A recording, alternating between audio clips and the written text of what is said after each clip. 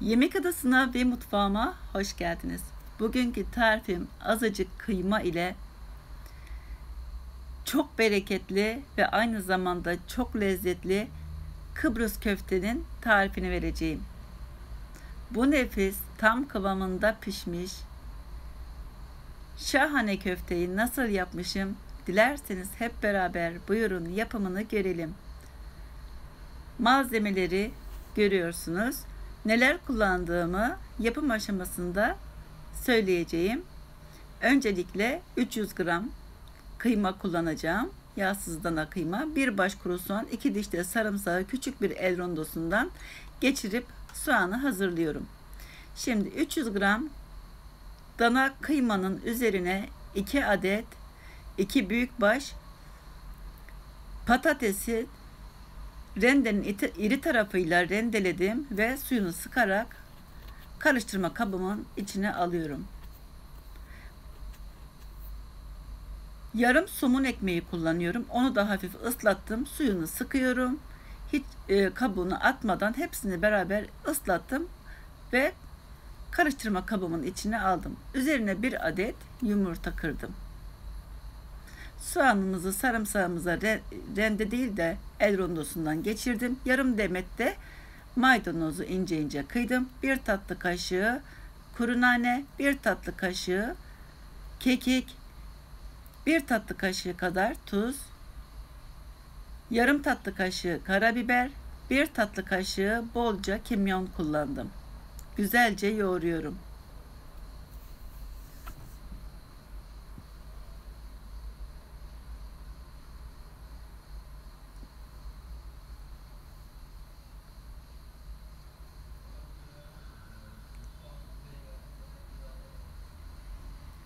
Çok güzel yoğuralım.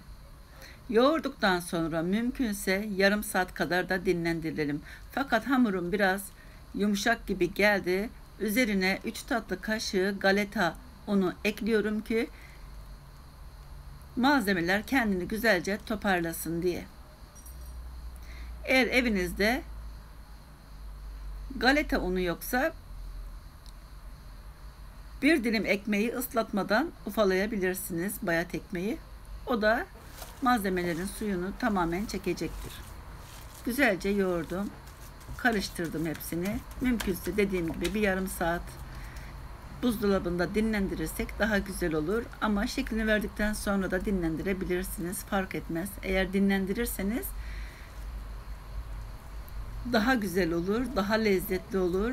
Malzemeler birbirine geçer. Mis gibi de kokar.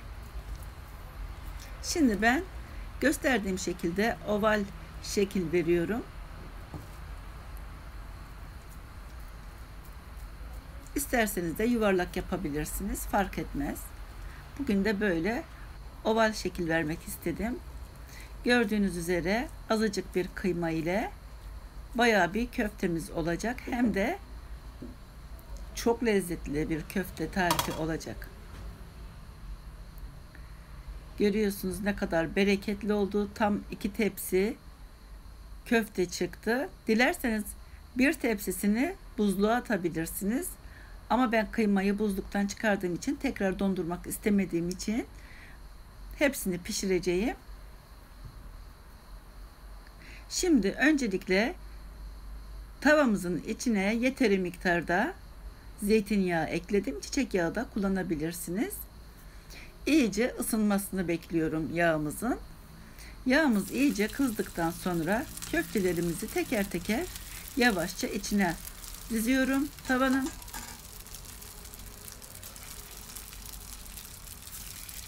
Eğer kalabalık bir ailesiniz gerçekten bu tarif tam size göre. Çok bereketli ve çok lezzetli bir köfte tarifidir. Kıbrıs köftesi. Eğer siz de benim gibi dondurmak istemiyorsanız, buzluğa atmak istemiyorsanız, ertesi güne üzerine böyle domates, biber sosuyla güzel bir sos hazırlayıp o şekilde üzerine döküp o şekilde de tüketebilirsiniz. Şahane olur. Şimdi böyle nar gibi kızarınca çeviriyoruz.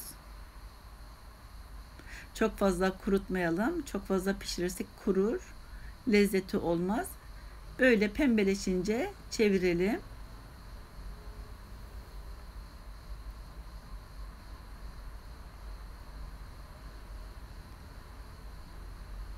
Hem evdeki bayat ekmekler değerlenmiş olur. Hem içinde patates var. Lezzetine de lezzet katılmış oldu. Sevdiğiniz baharatlardan kullanabilirsiniz. Baharatın miktarı tamamen size bağlı. Evet, görüyorsunuz. Nar gibi de kızarıyor köftelerimiz. Pişenleri alalım.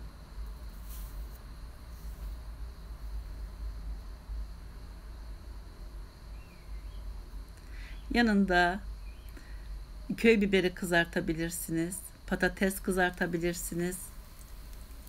Güzel bir mercimek çorbası yapabilirsiniz menü olarak diyorum.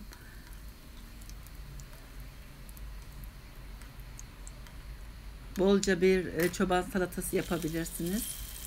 O şekilde bir menü hazırlayabilirsiniz. Diğer köfteleri de aynı şekilde güzelce nar gibi kızartıyorum.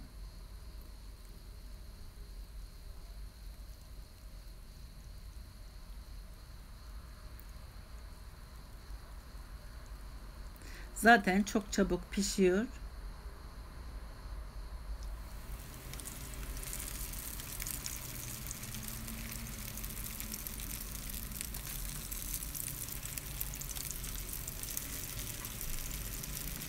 Dilerseniz ekmek arası yapabilirsiniz. İçine böyle marul doldurup domates, biber. Çocuklarınız bayılır.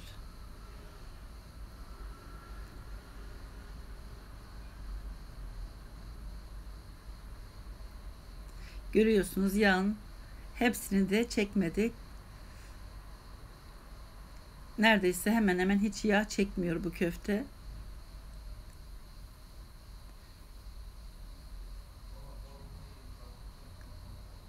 Mis gibi de kokular yayılmaya başladı. Harika bir tarif. Evet. Bütün köftelerimizi bitirdim. Sunum tabağımıza alıyorum.